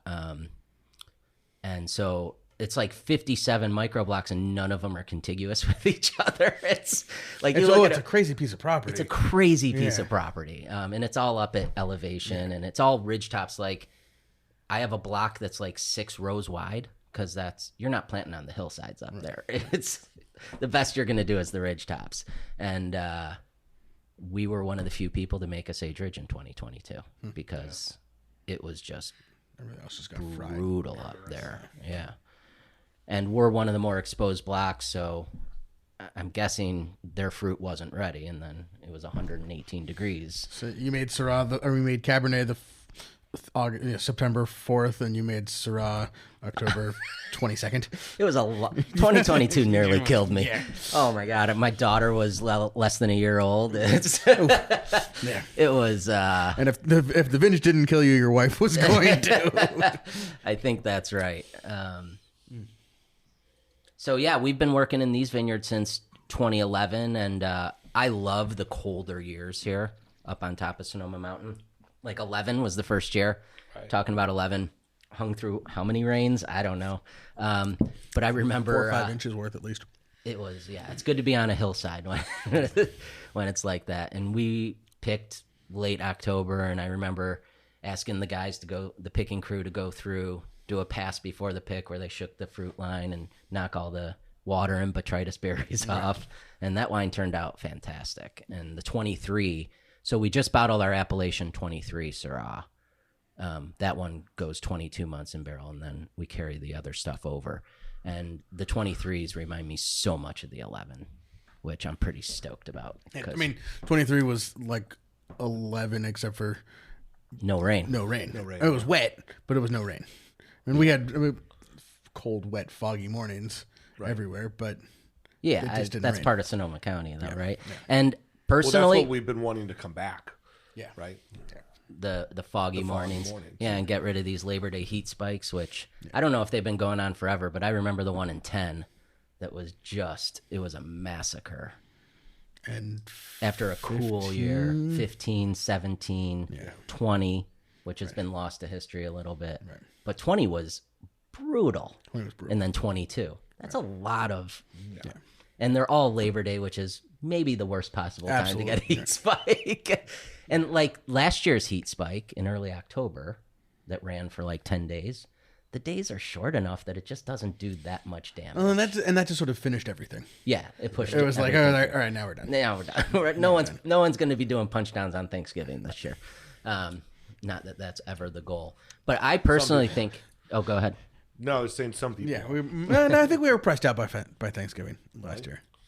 Yeah, right before. We do a very extended skin. Oh, do you? Grenache. It's like 6 How weeks. Long? 6 weeks. Wow. Yeah, from a week of cold soak, then primary, and then a couple weeks after. Of on the skins. Yeah. Not really punching down, sort of just wetting. Gentle. Do you warm it up too? We warm it up towards the end of primary, but it's pretty much just stable at that. How long have you been doing that? Since 18. Nice. I would love to get my hands on a couple bottles. I think I know a guy. I'm a pseudo Grenache head. It's the bastard's tongue. But I think 23 for Napa Valley there are a lot of great vintages in 23, right? I'm sorry, great vintages in Napa Valley. 23 is great and singular at the same time. And for my tasting, I've always thought 91 had very few peers. I thought the 91 cabs were unbelievable and continue to be. New thing to seek out. I haven't heard a lot of talk about 91. You're 93, 97, 98. But 97. 97 was for me 19. Very coming out of the gate, right? Yeah, very super sexy, plush and slutty. But 98. But 98 was the one where everyone was like, "Oh, it's not as good as last year." But just wait 10 98 years. also had that rain. 98 was 11 a little bit. Yeah. Yeah. God forbid there was a hint of green in the wines. But yeah, 23 cabs, hands down the best vintage I've made, and I think it will go down as a highly vaunted vintage in the history of Napa Valley. Well, it's a good thing we got a shit ton of it. It was a big crop too. Yeah, it was a big crop. Well, and I don't know if your dad was talking to me or if I was just eavesdropping on his conversation, but he said that 23, 24, 25, he's like, I can't remember a time where we had 3 vintages in a row that were just big. And 12, 13, no, 14, right? no issues, right? Oh, where it no was, issues. Yeah. 12, there was no issues, but there was issues at 13. 25. I mean, we're not there yet. I know. We're so It's a close. long way to though. go. We're so close. Remember how 17, it was we're just cruising onto the finish line. Anyway, moving on. Yeah. Events, All right. shout-outs. Let's save it. Let's I want to know prices tasting on these room. wines. Well, and and I how want to to know get about the them. tasting room. Yeah. Where's the tasting room located? So yeah, 2 years ago we built out a tasting room that is adjacent to the winery in Coffee Park, which is the crush facility. So what does that mean? Like you built a building onto the side of the building, or No, they there had was some open there was space? there was open space, and we Yeah, there turned was it. a lot of open space on Coffee Park. Jesus. Dude, Brian. too soon. Jesus. Too soon. Yeah. It was all open space. We were talking about at the crush facility, Brian. Okay. Which was probably near places where there was... Anyway, No, it's Right next to the Kmart. It's keep coming. What about the gun and ammo shop Jesus. with the bear? Yeah. How long was that bear just standing in the parking lot? You're like, so that's what was going on behind these walls.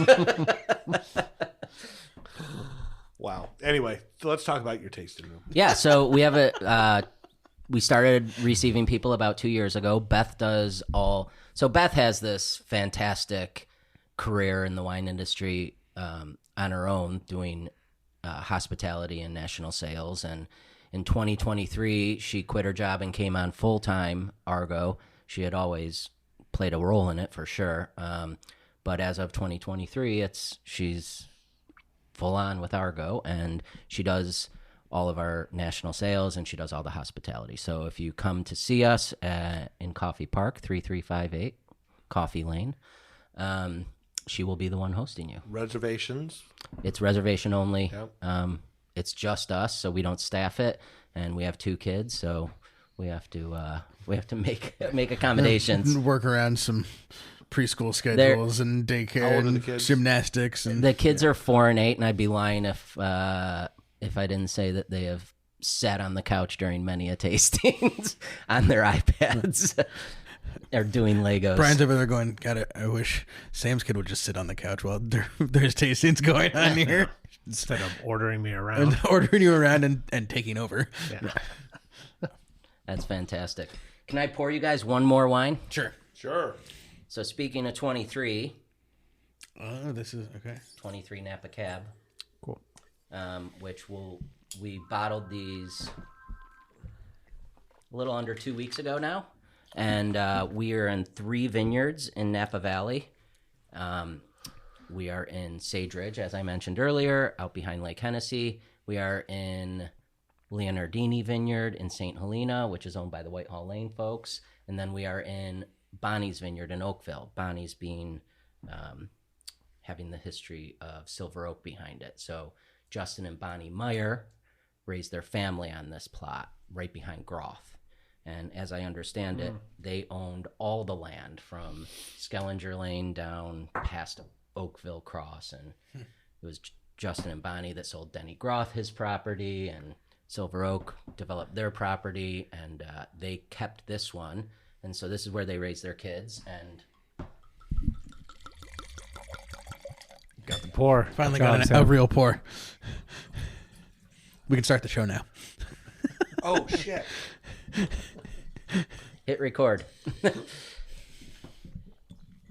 And so one of the things I love about this vineyard, so I'm a total history geek, and I love the history of Napa and Sonoma, and the way Napa is curated as history is pretty special. And it's true. No Snickers. Thanks for backing me up, Sam. And so Justin and Bonnie Meyer planted this vineyard in 1974, and it was a Silver Oak Vineyard designate for a number of years until 1991. And it's right there behind Groth, like I said, next to Con Creek Riverbed. And it's just I'd say of all the Cabernet vineyards I work in, this is the one with the most distinct terroir stamp to it. And it's got this great earthiness, minerality, dark fruit, incredible tannin structure. I think it's the most long-lived of all the Cabernets we make, but it's an absolute beauty. It's really just like classic cassis blackcurrant and the aromatics I just freaking love, like textbook. I think it's way closer to classic Napa Cabernet / Bordeaux leanings than some of the more glitzy, creamy cabs that are out there today. Great and tension. It's just great, absolutely great tannin. beautiful. And what's the significance of the label? Oh, so 2018, I heard through the grapevine that there was fruit available at Bonnie's, so I pursued Matt Meyer, who manages the vineyard, and I told him I would love to work with Bonnie's Vineyard fruit. That would be great. And he was like, sure, we have fruit available. You can start in the young vines. One stipulation is you can't put my mom's name on the label. And I was like, so his mom's Bonnie Meyer. I was like, no, that's fine. Oakville fruit, I'm in. Good fruit. He's like, you can market it as much as you want, just can't be on the label. My mom wants to keep the name in the family. I was like, I totally understand. So that was 2019. We made a really nice wine from the young vine block, handed some bottles off to Matt. I was like, enjoy, share with your mom, blah, blah. So 2020, we didn't make a wine, as most people didn't make cabs in 2020. And so we're going, 21, we're getting ready to go to bottle with the 21. And Matt calls me up and he's like, so very nice wine. And he's like, I'm not sure what happened, but my mother has had a complete change of heart, and you have her blessing to use her name on the label moving forward. And so we're the first winery outside of the Meyer family to be able to use Bonnie's Vineyard on the label, which is cool. But that first 2019, we called 1555 Oakville because that's their street address. And so the front label is a little play on Jasper Johns, the art, and that is their street address. Nice. Okay. What do you do for oak on this? What do you do for barrels? So this would be 2/3 to 3/4, depending on the year, and just depending on the way the wines play with each other during the blending process. A little less new oak in 23. I think the purity of the fruit is really what should be put on display in the vintage. And just like you said, you have all this depth to these wines, but there's such great tension in there, and the structures there. And there's just layers and layers and layers of things going on. Yeah, if all Napa Cab tasted like this, it'd be way more popular. I would like cab. Exactly. Well, because it tastes... Napa Cab also needs help. Yeah, no. Suffering really poor. Napa Cab, Sonoma Pinot, rough place in the market. Yeah. It's nice to be able to go into wholesale with Napa Cab. And, Yeah, no, totally. And we Helps were sell Syrah. You make the cab, or you make cab and sell it so you can continue making straw. But it's we have always been a Sonoma winery, and then really when Beth started giving more and more of her attention to Argot, she was like, we should expand our footprint in Napa. The wines are much easier to sell, and I love drinking them. And I was like, all right, cool. So that was, is that me? Yeah. Oh, jeez. It's your grape growers. I was going to say the fruit showing fruit's up. in. Grape growers saying, we're waiting. Yeah. Gruner's in. Is there a forklift?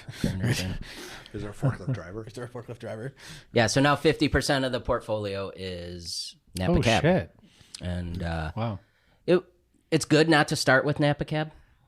Right. I mean, unless you're Unless you're you hit sitting that on a pile Powerball. of money. Yeah. It's super expensive to make wine over there, and we grew very slowly and built the war chest to go to battle in Napa. And Yeah, what is this wine retail for? $150, Yeah. which is actually on the lower end of premium Cab. Some people won't even look at it because it's only It's not expensive enough. bottle's not heavy enough. Yeah. But we I feel remember talking to the guy from, sorry to interrupt, Yeah. Dina DeLuca. Then this was a number of years ago, and he was like, if it's between 100 and 200, people wonder what's wrong with it. But it's a crazy world. It is. I know. Like It's a crazy it world. needs to be below, and it's some value or above, and But you sell a case a month at $2.50 a bottle, or you sell 5 cases at $1.50 a bottle. Like, Except for it's the inverse is what happens. Sam's right. it's crazy. We do like an Uber blend of Cab. We started it in 19 and give it a third year in barrel, and that's $2.50. And selling that wine is really easy. Wow. Selling wine, it's easy. It's, Anybody can do it. Note leave to- your note leave to your self, tech job and raise You know come what? to California. you bring up a very solid point. I take back everything I just said. Sam, we need to have a conversation on the Oakville Cab Franc. Okay. Yeah. The conversation. I mean, it's not going to be with 150, me. it went way too It's easy. not going to be the conversation with me. It's going to be all those people who bought it at 150 and are going to be surprised when it's 225 next time. 225. Shit. Okay, Let's make it 475. Where's the You vineyard? want to spend money? Oakville Ranch. Oh yeah. Your family. you do realize We, all just those that. we people farm are that, yeah. We farm it. Yeah. Oh, and if you are, we'll give you a It is a cool discount. vineyard. Want some grapes? I'm good. Okay. It's hard to say no right now. There's a lot of things to say awesome yes to fruit out out there. So how many tons is Argot? So in any given year, we're between 40 and 50 tons, about 3,000 cases. This year, because of the way the world is, we're probably going to be a little under 40 tons. But we have long-term contracts with all our growers, and we don't really add or subtract as it goes. And like in the past, we usually get into the upper levels of that range because someone comes along and goes, "You want some Oakville Ranch Cab?" Or, "Hey, you want some Rossi Ranch Grenache?" Yeah. Like, oh, that's hard to say no Do to. you? Or do you guys farm that as well? Yeah. Well, there you go. When I bought Rossi Ranch Grenache, it was What year? 12. That was our first year there. That was your first year? Okay. First year back there. I see. Okay. And that was for Belton. No, he's 100% estate. Oh, he is. Yeah. Oh, you just bought it for your own project. Yep. Yeah. And I've been talked into buying Grenache for Argot a few different times, and Beth's like, we're not adding another SKU, so what are you going to do with that? Like, I don't know. Maybe I'll drink it myself.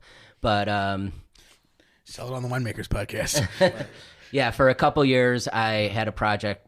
Beth and I had a project with some friends another couple who ended up splitting up, and we were like, life's difficult enough. Let's just close this down. But I'll leave this for you guys to open at your leisure. This is Grenache from Bennett Valley, the vineyard's Radiant Ridge, which is, I think, as high as elevation vineyard as you're going to get in Bennett Valley. It is south facing. It is all rocks. It backs up against Annandale. It's you know where the old Flanagan property is, Horsey Graves. Yeah. So you have to drive through that property to get to Radiant Ridge, and there's an easement there, and another gate. Yeah, that's a tough climb up that vineyard. It's awesome up there. It's a great place to grow Grenache too, and it's but it's hard to get Grenache ripe in Bennett Valley. That's probably the only place you could. You got to be well. I mean, you'd be surprised how much it's on Grange Road. Yeah, right, picking it late. And there are years that it ain't happening. Yeah. But yeah, Dry Stack always had Grenache, and Judge family right next door always had Grenache. All right. But they were all planted in 2000-ish. Right, but they were all planted in lesser acreage compared to the Syrah that they were planted next to. Yeah, I think that's right. Right, because it was not meant to be the focus. It was supposed to be a blending agent for the Syrah. It seemed to me anyway, if you look at a lot of those vineyards. I think that's right. And I don't even think Dry Stack has Syrah anymore, in an interesting twist of fate. Right. I think it's almost all Sauv Blanc and then a little bit of Grenache. Yeah. But the Grenache is held on. Interesting. Yeah, and Donnellan gets that now, and they make some really nice wines from there. Yeah. Cool. Great wines. Yeah, totally. Yeah. Thank you, guys. This Great was fun. conversation. Yeah. Took us through the whole gamut. Yeah. We even said nice things about Pinot Noir. Did we? Well, we didn't say mean things about Pinot Noir. Addition by subtraction. I mean, it was delicious. It really was. Yeah. Yeah. And so is the Chardonnay. People do drink Pinot Noir, you guys. Apparently. Yeah. They keep telling There's me. one or two of us out there. I drink it if other people bought it and it's from Burgundy. I'll drink it all the time. P.U. Yeah.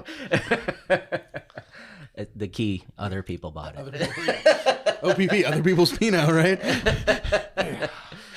It is Does that true. label still exist? I think so. Yeah, I think I see it out in the market. Black and white label. Yeah. Yeah. Out of Oregon somewhere, I think. I think that's right. All right, we got anything do you want to promote besides what you've been doing for the last hour and a half? Shout outs. Big shout out to your wife. Big shout out to Elizabeth Harmon, mother of our two children. Big shout out to William and Eleanor Harmon, the two little kids hanging in hope there they listen. very well. They better. Okay.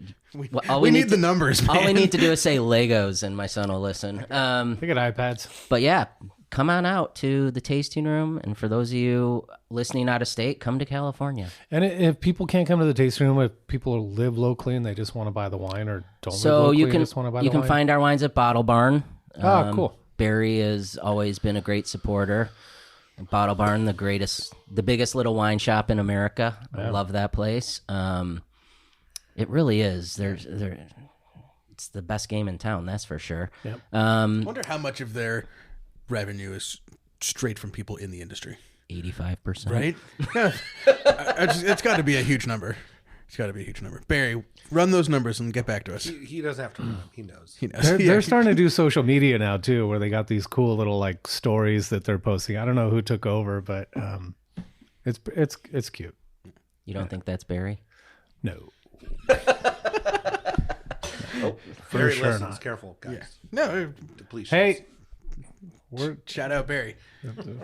believe me, we're cool. You don't run the best wine shop in Sonoma County and not get kudos from Barry exactly gets right. plenty of money from me. I'm sponsoring Bottle Barn at this point. He's not sponsoring the podcast. So go to Bottle Barn, buy wine. Come to California. Go to our restaurants. Come buy wine. Go to your local wine shop. Buy California wine. ArgotWines.com. ARGOTWINES. Cool. Do you guys do events, or you just? I mean, you're so There's small. two of them. Yeah. We do we do a ton of events. We just came back from Phoenix. We did a dinner at Capitol Grill there on Friday night, and then we did a lot of country club dinners around the country with existing customers, which is a great way to sell wine. Yep.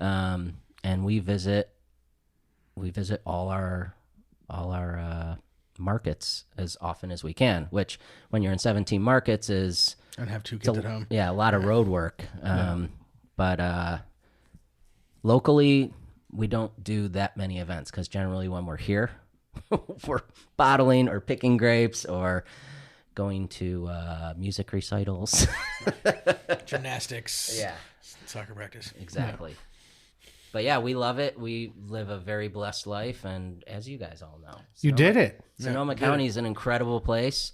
We're working on doing it. Started hand to mouth. 15 years in. I mean, how amazing would it be to be a member of your wine club and get a bottle of that shit that you made from concentrate in your father's basement included in the shipment of this cab? They'd be like, could you fill that slot with something else, please? Can I sub in another bastard tongue, please? Send me a bottle of Dasani water. No, those were fun times. They really were. And like I said, Better or worse than Malort? That wine. Oh, Chicago Jesus. reference. Malort's terrible. Yeah. No, It's truly terrible. We have, thank you, Angelo Cosimo. Right. We have several bottles. So you've had it. Yes. Oh yeah. Yeah. We've Yeah. had it on. We air. have several bottles that have been Once. opened and poured out of once. Yeah. Man, they're rough, aren't Yeah. they? It's delicious. I love it. Love I it, think Chicago. it should be used as a part of a cocktail. Yeah, like the bitters with the little drop Yeah, I was top gonna on say it. the Like, little Brian saying tincture. no. Is it too powerful, Brian? I'm thinking I was just cleaning my apartment the other day. And you were And using I was a little thinking Malort? of maybe using a Malort as a cleaning agent. little bit in the Your toilet. sink is never. It might be perfect. There you go. Yeah. No, it's terrible. Maybe. When I was growing up, there were like whispers about it. It was like for the pipe fitters, they would have it after work, and Or during. But it didn't really exist, and I'm guessing someone bought the brand and resurrected it. Yeah. That'd be my guess. And I remember it was just 3 or 4 years ago. Someone first Malort. I was like, "Where'd you get that? And why is it in front of me?" Yeah. You've made a bad decision when there is Malort in front of you. Yeah. Somewhere along the night, you made a bad decision. Taking bitterness to the next level. Yeah. What are we doing? What are we doing? We only have 2 things on the calendar. I know we're getting there. We're getting We're there. almost there. September 19th. Friday. International Pinot Noir Day. International Pinot Noir Day. International Pinot Noir's Big Brother Day. The most important holiday of the year. Grenache Day. International Grenache Day. We're doing tacos de Ron. We got Costas out. We have... if you've been to the tasting room this summer, our newest tasting room employee, Cameron Hovsepian. No. Let's just call him House of Pain. House of Pain. Cameron House of Pain. That's totally a stage name. Playing music. Brian discovered him busking at Oliver's. I'm just gonna I didn't story him. discover him. I Well, just that's a happened to story. be Let's shopping let's one just, day. Let's just leave that story. Okay. So that's Friday. Let's just take credit for let's it. just leave that one there. Friday 5 to 8, the 19th, International Grenache Day. 5 to 8. And then All Grenache, all Grenache on the menu. tacos, Tacos and blues. and blues. Pretty awesome. Yeah. Yeah. What more Even- can you want in life? Pinot Noir, bitch. Can't have everything. We're in the Not valley. Not We're at in the valley over here. 600. You know, the way that shit's going around here, we might make Pinot Noir next year. Who knows? Might be picking it today. Yeah, could be. Might be making Pinot Noir this week. Too late. Too late. And then the big one, October 12th at the barn with the Abbey Roads. We're getting closer to knowing everybody who's going to be in the Abbey Roads. I know this sounds stupid, but you have to give people the premise of why that is. So why? Because Why- they're all famous. Yeah, Right. It's basically it's a jam band all-star group. Right. Reed Mathis, who plays with everybody, all the Terrapin Crossroads, Terrapin House Band kind of world. Aaron Manger on keys is the other sort of inspiration of it. Reed and Aaron have been working on this. Aaron Manger is the keyboardist for the Disco Biscuits. Like at your Philly jam band world, and Disco Biscuits kind of bringing a little like electronica to their jam band, Brian. Little Philly. Yeah, Little Philly. And then Brian Mishap, I'm not saying it right. Brian, who's in the Mother Hips, is on bass. Right. And then the drummer has been sort of in the ether because the first choice for the drummer is Jay Lane, who has been playing with Dead & Company for the last few years, and with Bob Weir forever. And basically the way, and this is, the craziness of the music business, Jay is under contract for whatever Bobby wants to do, and then when Bobby decides he's not doing anything, Jay Lane is free to go do the other things that he is asked to do or wants to do. So we're still not sure what Bobby is doing in October. At this point, Bobby may or may not be sure what Bobby's doing. I hear rumors of a Halloween show. I might spend Halloween in Los Angeles. Probably shouldn't. And then Nobody's listening. You heard it here first. yeah, this far in, nobody's listening. I hope.